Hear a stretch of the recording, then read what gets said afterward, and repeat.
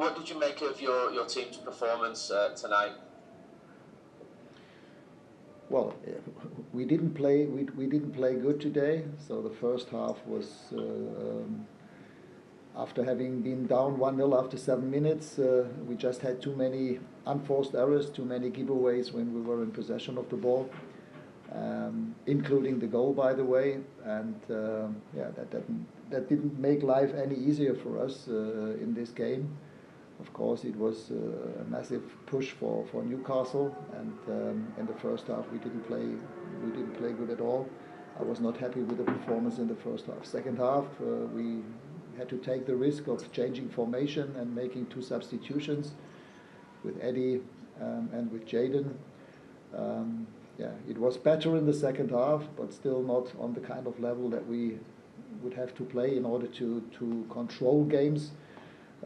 So for me there were 2 problems. One was the unforced errors, the technical errors, the wrong decisions in possession of the ball. This caused a lot of transitional moments for Newcastle, and we knew that they were, especially in that area, they were a very good team with their fast offensive players. And the other one was that we didn't play as aggressive as we should have played against the ball with regard to counter-pressing, but that again is a question of physicality. How quickly do we react on losing the balls, and how aggressive are we with regard to counter-pressing? And in both areas we were not on the kind of level, especially, as I said, in the first half, as we should have been. Laurie Whitwell? Hey Ralph, is there any issue with the formation in terms of the 4-2-2, changing it from a formation that the players were more familiar with, or is it a case of them getting used to it? Because the chance creation seemed quite sparse today. Yeah, I don't think it's a question. Today it was not a problem of formation. It was a problem of energy and intensity, also of speed in the way how we play in those direct one-on-one duels.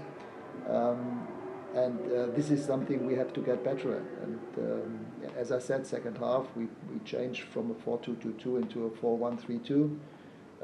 Had 2 wingers. The intention was to play more over the wing, and that was also the way that we prepared our equalizer.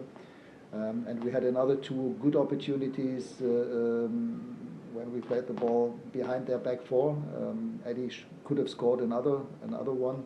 But on the other hand, we again also in the second half we were too open. We were not good in the counter-pressing moments. Again, too many giveaways in midfield, and we still allowed them 2 or 3 good counter-attack situations when Eddie was when David De Gea was outstanding again.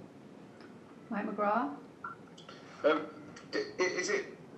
you have a kind of explanation for the lack of intensity, given the number of days that you had to prepare for the game, and is that even more disappointing about the performance? Actually, I don't know. Maybe because Harry mentioned, as I've heard, that there might still be some side effects of COVID, but I don't think that we should look for excuses. We just have to analyze and to realize that in this area, Newcastle was better than us in many parts of the game, and we have to raise that level and get better. I mean, in 3 days we are playing Burnley. This will also be a physical game, so we just have to get more physical, and on the other hand, in possession of the ball, don't make as many giveaways as we did today. Damien? Hi Ralph. At half time, Gary Neville described your team as a bunch of whinge bags, meaning I think they complained rather than played football in the first half. What would you say to that? What did he say? I have never heard the word whinge bag. Well, they were a bunch of whinge bags, and I think he meant they just spent too much time complaining rather than getting on with the match. I don't think today it was a problem of body language. It was more of a question of physicality, of meeting the demands with regard to speed, tempo, physicality, and the side effect is the body language afterwards. That's. But I don't think that was the major problem today for us. The major problem was the way that we played in those moments when it was about physicality. Tyrone Marshall? Hi, Ralph. Just on the way your team reacted to going behind, were you surprised at the lack of reaction on the pitch, really? Heads seemed to drop and they seemed to lose heart when they went behind, and there wasn't kind of the reaction you expect from a Man United team when they go behind in a game. Well, I think in the second half we showed a reaction, and I mean the way that we prepared the goal and the way that Eddie converted that chance was good. We had another two where Eddie could have scored, especially the one when Alex Tejes played the ball behind the back line of their defense. That could have been even the winning goal, but on the other hand, we must admit that today we won a point. We didn't lose two. We won a point after being 1-0 down. Okay, last question in this section. Brad Cox. Hi Ralph, you briefly mentioned that you've got Burnley coming up later this week, but you've played Newcastle, Norwich and Crystal Palace now, all sides in the bottom half. You've got one goal from in each of those games. What do you think that's an issue coming up against these so-called lesser sides, trying to beat them and break them down?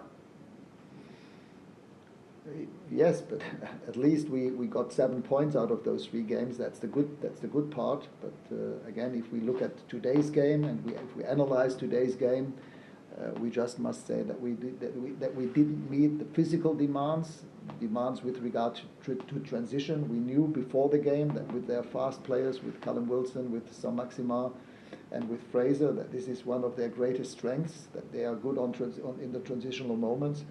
And with the giveaways we made, we just invited them in too many cases exactly into that kind of football, and this is where we have to get better at.